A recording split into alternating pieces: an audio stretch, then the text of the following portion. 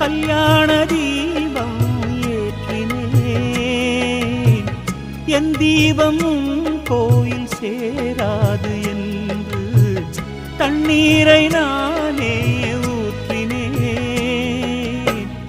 உன்னோடு வாழ இல்லையொரு யோகம், நான் செய்த பாவம் யாரை சொல்வது? காதல் ரோஜாவே நலமாய் நீ வாழ்க, நீ சூடும் பூமாலை நான் போல் வாழ்கவே.